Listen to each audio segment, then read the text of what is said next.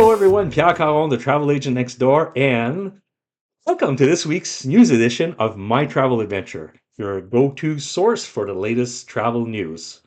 First up, we will talk about the Air Canada pilots that could legally be on strike as soon as September 18th.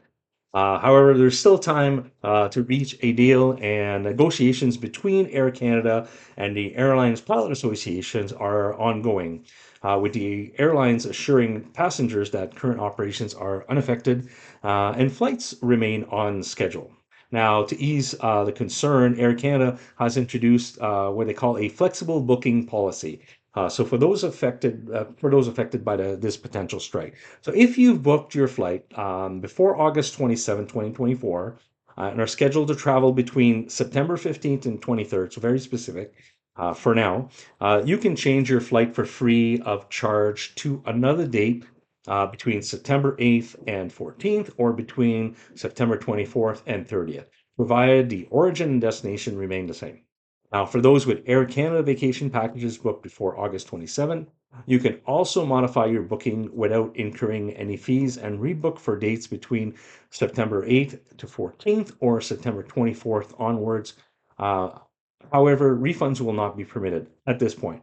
Now, I assume that as we progress into this, we get to the closer or at the date of where if they actually go on strike, there will be some changes. So for more information and to stay up to date, please refer to the link in the description, which talks about what they're offering right now, or contact Air Canada directly. That's your best bet, and get the right information from there. Or if you're dealing with a travel agent, like any of my clients are, ask your travel agent about it, and they will take care of all this information for you.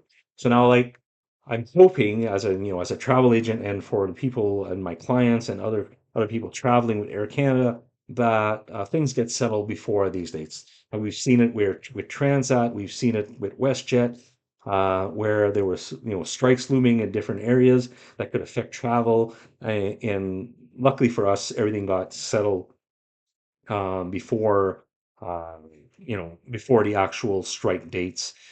So hopefully this is the case with Air Canada Vacation also. Now on to news with Norwegian Cruise Line. So in case you missed my Facebook posts on my business page back in August, Norwegian Cruise Line launched a new Canadian military program. Yes, finally, finally, something for the Canadian military. Anyways, so active and veteran military members can now receive 10% discount on their cruise fare. Great news. So simply, all you need to do is simply verify your status through ID.me. You can find a link in the description below to Norwegian with the complete process on what you have to follow to go through to IDME. I just had clients of mine recently who had booked a Norwegian cruise departing in January. Actually, it's a Hawaiian cruise on the Pride of America, and they're military, and so I advised them to register with ID.me. They got everything registered, and even though they had already booked before this was announced, they got the 10% discount, which was great. It was great news to let them know that they qualified for it and save a little money and maybe just a little bit more money to spend on excursions while they are doing their Hawaii cruise. So now moving to more recent news with NCL, they've just announced details on their 2026 spring and summer European season. So this includes exciting variety of 7-day cruises with no sea days, yes, no sea day, and longer voyages that provide visits to ports nearly every day. So basically, some of those cruises, I have one next year with Norwegian that is similar to that has no sea days.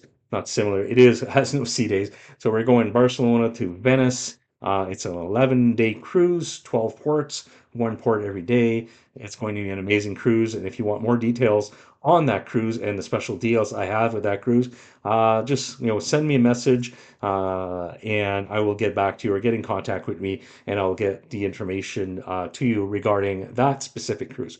However, we're looking here at the 2026 spring and summer itineraries. And these are some new things that, or more of the same things that Norwegian is now going to be offering.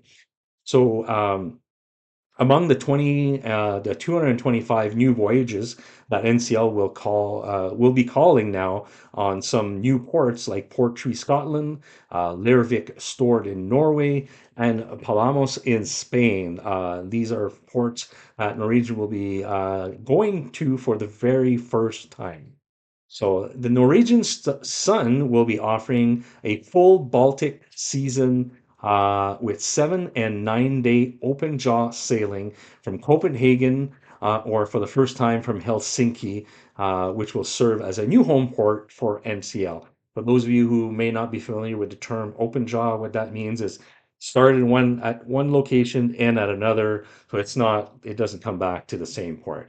So that's great if you're maybe trying to visit different areas in Europe, well, in this case, Europe, where you can add that cruise in between to get from one area to the other area.